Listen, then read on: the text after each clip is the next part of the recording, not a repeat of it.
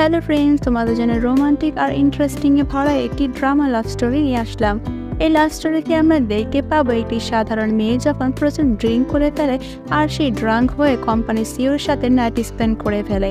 আর ছেলেটি মেয়েটাকে জোর করে তাকে বিয়ে করার জন্য, আর মেয়েটিও বাধ্য হয় তাকে বিয়ে করতে। তবে তাদের এই বিয়েটা কি ভালোবাসার পূর্ণতা পাবে নাকি পাবে না, তাদের এই বিয়েটা কত দূর পর্যন্ত যাবে দেখতে হলে আমাদের গল্পের শেষ পর্যন্ত সাথে থাকতে হবে।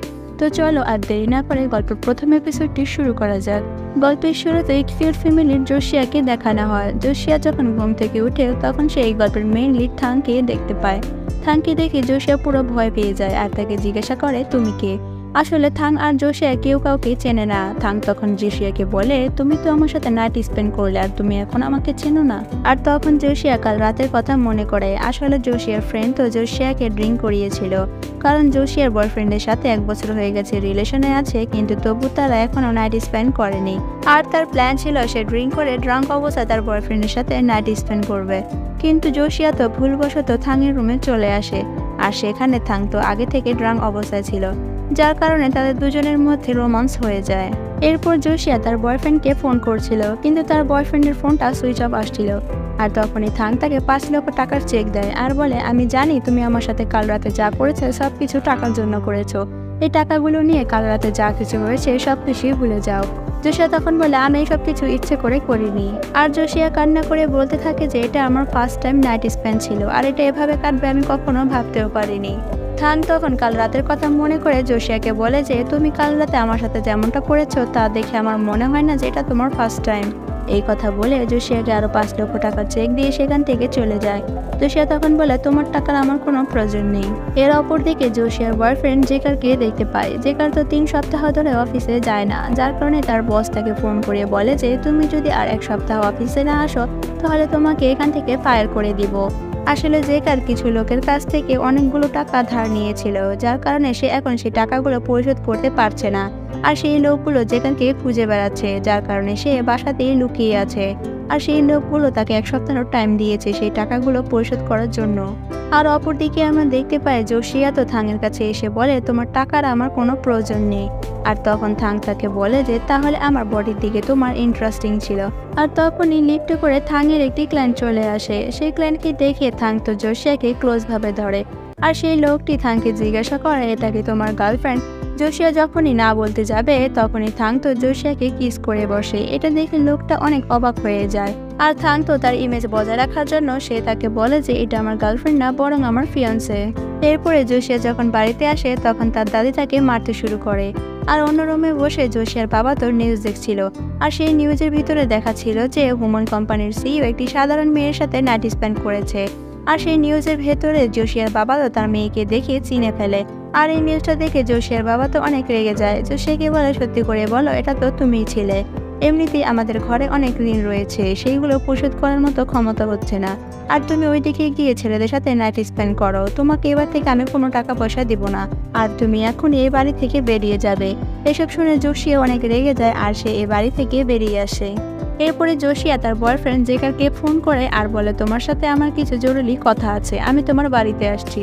জেকার তখন বলে তুমি আমার বাড়িতে এসো না, আসলে অনেক বড় প্রবলেম হয়ে যাবে। আসলে আমি অনেকগুলো টাকা নিয়েছিলাম মানুষের কাছ থেকে ধারে, আর সেগুলো এখন পরিশোধ করতে পারছি না। তুমি আমাকে এগুলো পরিশোধ করার জন্য একটু সাহায্য করো। জোশিয়া তখন বলে চিন্তা করো না, আমরা দুজনে মিলে কোনো না কোনো রাস্তা বের করে নিব। আর তখনই জেকার তার ফোনটা কেটে দেয়। আর তখনই জোশিয়ার ফোনে একটি ফোন আসে, আর সেই ফোনটাতে বলা হয়েছিল আপনি সেদিন জবের জন্য যেখানে ইন্টারভিউ দিয়েছিলেন সেখানে আপনি সিলেক্ট হয়ে গেছেন। এটা শুনে জোশিয়া অনেক খুশি হয়ে যায়। এর অপরদিকে থাংকে আমরা মিটিংয়ের মধ্যে দেখতে পাই। আর অফিসের সব স্টাফরা তো থাংকে বলতে থাকে আপনি একটি হুম্যান কোম্পানির সিইও হয়ে একটি সাধারণ মেয়ের সাথে কিভাবে নাইট স্পেন্ড করলেন। এই বিষয়টা নিয়ে মিডিয়াতে অনেক টানা হেঁচড়া হচ্ছে, যার কারণে আমাদের কোম্পানিটা অনেক ধীরে ধীরে ডাউনের দিকে যাচ্ছে। এখন আমরা কি করব। থাং তখন বলে আমি আগামী 1 মাসের মধ্যে সবকিছু ঠিক করে দেখাবো, তা না হলে আমি সিইওর পদ থেকে সরে যাব। আর দেখা যায় থাং তো কাউকে ফোন করে জোশিয়ার ব্যাপারে সকল এভিডেন্স তাকে এনে দিতে বলছে।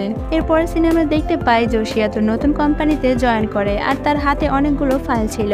আর সেই ফাইলগুলোর জন্য সে সামনে কিছুই দেখতে পাচ্ছিল না। আর তখন থাং তো তার অ্যাসিস্ট্যান্টের কাছ থেকে আসছিল। থাংয়ের সাথে জোশিয়ার অ্যাক্সিডেন্টালি ভাবে ধাক্কা লেগে যায়, আর তারা দুজনেই একে অপরকে দেখে চিনে ফেলে। জোশিয়া তো থাংকে দেখে পালাতে যাবে, তখনই থাং তাকে টেনে নিয়ে তার অফিস রুমে চলে আসে। জোশিয়া তখন বলে, তুমি এখানে কি করছো? থাং তখন বলে, এই কথাটা তো আমার বলা উচিত। জোশিয়া তখন বলে, আমি জানি তুমি আমাকে ফলো করছো। আর এই কথার মাঝে জোশিয়া বুঝতে পারে যে এই কোম্পানির সিইও হচ্ছে থাং। এটা জানার পরে থাং জোশিয়াকে বলে যে তুমি এখনই এই মুহূর্তে এই কোম্পানি থেকে রিজাইন দিয়ে এখান থেকে চলে যাবে। জোশিয়া তখন বলে, আমি রিজাইন দিব না। থাং তখন বলে, তুমি যদি রিজাইন না দাও তাহলে তোমাকে এই কোম্পানি থেকে বের করার মতো আমার কাছে অনেক রাস্তা রয়েছে। এই কথা শুনে জোশিয়া অনেক রেগে যায়। এরপরে সেখান থেকে সে চলে আসে। এরপরে সে ওয়াশরুমে যায় আর সেখানে যেয়ে থাংয়ের জন্য তার মনের ভেতরে যত সব রাগ ছিল সেই সব রাগগুলো সে মেটাতে থাকে। এরপরে আমরা দেখতে পাই সেই কোম্পানিতে থাংয়ের দাদি চলে আসে। থাংয়ের দাদি তো হঠাৎ অসুস্থ হয়ে যায় আর জোশিয়া তখন চলে আসে।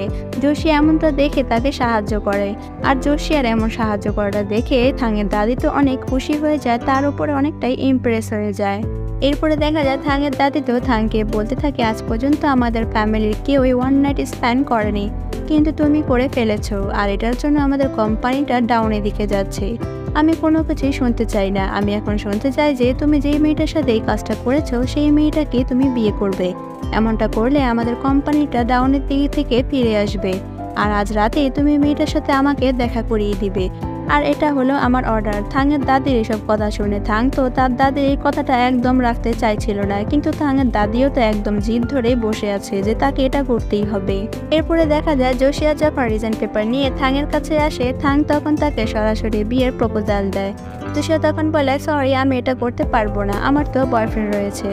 থাং তখন বলে যে তুমি শুধুমাত্র আমাকে 6 মাসের জন্য বিয়ে করবে, আর এই 6 মাসের বিয়ের পর তোমাকে আমি 2 লক্ষ টাকা দিব। তাছাড়া তোমাকে বিয়ে করার জন্য আমার কোনো ইন্টারেস্টিং নেই। তোমার সাথে ওয়ান নাইট স্পেন্ডটা করার পর থেকে আমার কোম্পানিটা ডাউনের দিকে যাচ্ছে এই বিষয়টা নিয়ে। আর আমি এই বিষয়টা সম্পূর্ণ সমাধান করার জন্যই তোমাকে আমি কন্ট্রাক্টে বিয়ে করতে যাচ্ছি 6 মাসের জন্য। তাছাড়া 6 মাস পরে আমি তোমাকে 2 লক্ষ টাকা দিয়ে দিব। এইসব কিছু শোনার পরে জোশিয়া প্রথমে তো রাজি হয় না, কিন্তু সে পরে টাকার কথা শুনে সে রাজি হয়ে যায়, কারণ তার এখন টাকার অনেক প্রয়োজন। আর এরই সাথে গল্পের এপিসোডটি এখানে শেষ হয়ে যায়। Thanks for watching.